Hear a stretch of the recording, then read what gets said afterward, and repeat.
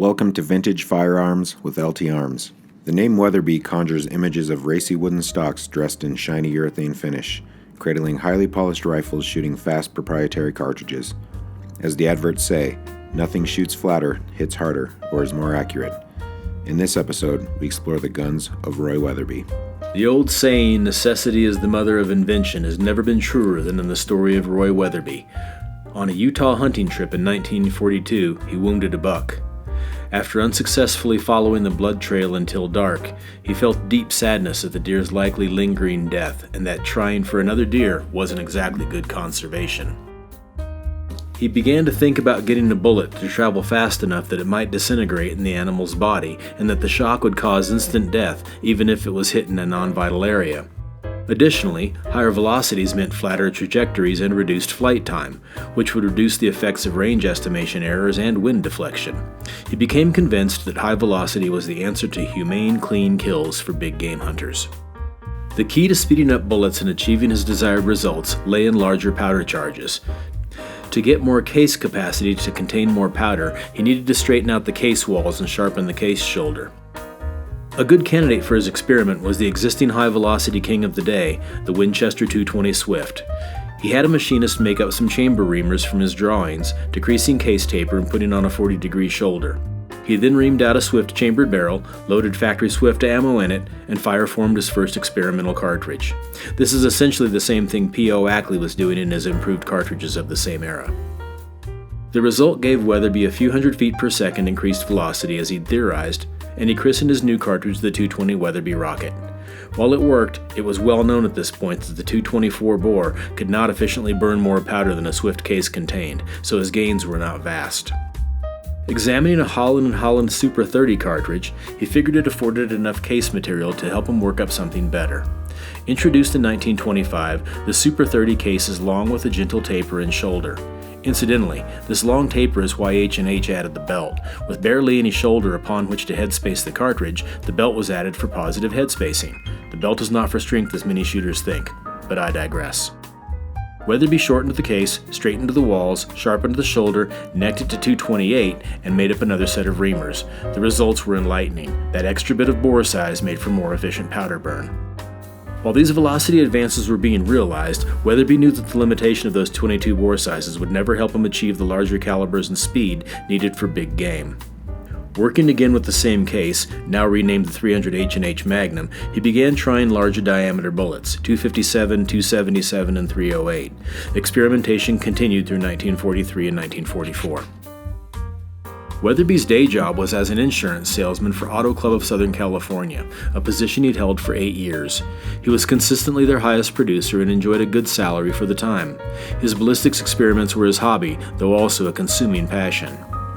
In early 1945, Major Charles Askins Jr. published an article in Sports Afield magazine titled Mania for Speed, in which he downplayed all this newfangled high-velocity pursuit, advocating for the old proven methods of big bullets moving at slower paces.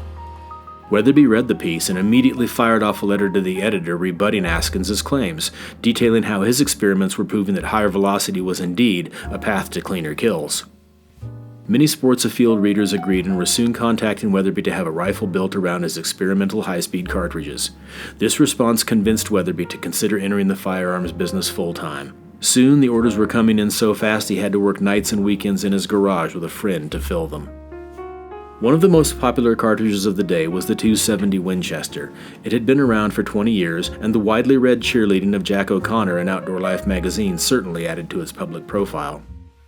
Weatherby had already been using the 300 H&H case for his experiments. He shortened it and reduced its taper, then added his latest development, a double-radius Venturi shoulder. Weatherby believed this shoulder design would increase velocity without increasing pressure. Velocity increases over the 270 Winchester were from 300 to 400 feet per second, depending on bullet weight. Thus, the 270 Weatherby Magnum was born, becoming the first of Weatherby's commercially available cartridges. Rechambering customers' 270 Winchester rifles to his 270 Weatherby Mag was an easy conversion. The pressures of his cartridges were higher than the 55,000 psi range of standard cartridges. Weatherby lengthened the throats in his barrels to handle higher pressure, called freebore, which is still done in Weatherby rifles today. The original production rifles were built on commercial Mauser actions manufactured by FN, Brevex, and Matthew for the left-handed option. Weatherby would build a custom rifle from a customer's specifications for bespoke rifles using any action the customer requested, provided the action was strong enough to tolerate the pressure for the desired cartridge. Weatherby manufactured his rifles in Southgate, California until 1956, when he contracted with Sacco to continue building his firearms based on the Weatherby FN Mauser actions. Nevertheless, Weatherby was keen to develop a rifle of his own. His first break from designs based on Mauser actions came in 1956 when he commissioned the Danish firm of Schultz & Larsen to build the .378 Weatherby Magnums, utilizing the Schultz & Larsen Model 54 bolt action. This action was hell for stout and had several features that Weatherby would integrate into future proprietary rifle designs, including a low bolt lift and triple gas escape ports in the bolt. In 1958, after several years of development, Roy Weatherby introduced the Mark V bolt action, his first proprietary design developed in-house by Weatherby himself and with his head engineer Fred Jenny. The newly designed rifle had to withstand the higher pressures the experimental cartridges produced, which exceeded 100,000 pounds per square inch. The Mark V was touted as the strongest and safest action made, and Weatherby proved it with ammo loaded to dangerous pressures. The tests described by Weatherby are hair-raising.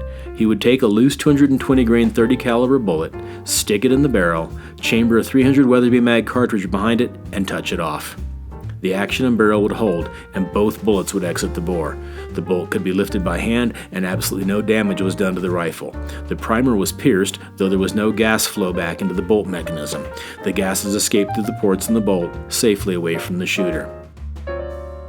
The bolt of the Mark V actions features 9 locking lugs as opposed to the usual 2 or 3 found on other bolt actions. The shrouded bolt face enters a counterbore in the barrel proper. The breech end of the barrel is counterbored to receive and totally enclose the portion of the bolt that holds the case head. This provides a complete enclosure of the cartridge case within the bolt and barrel, which is all confined within an extremely strong receiver wing.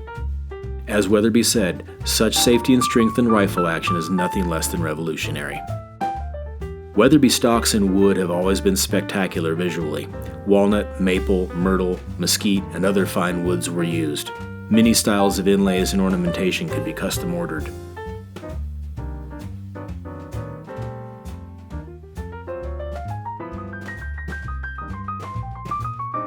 Weatherby has also produced shotguns and a fine rimfire, the Mark 22. These guns were produced by Italian companies for Weatherby. They are of exceptional quality. In 1970, Weatherby wisely created a more affordable version of his rifles called the Vanguard.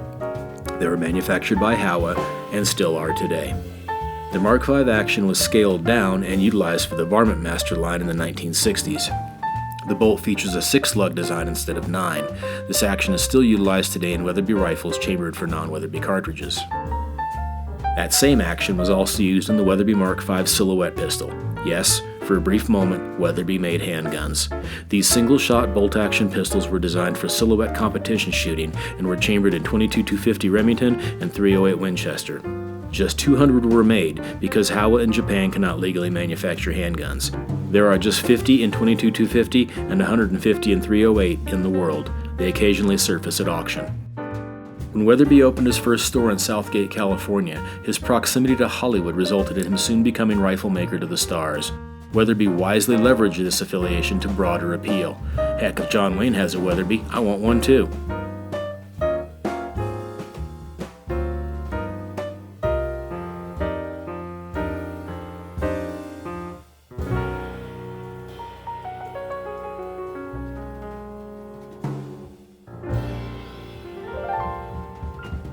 The Weatherby Guides are a terrific window into mid-century American culture from his perspective.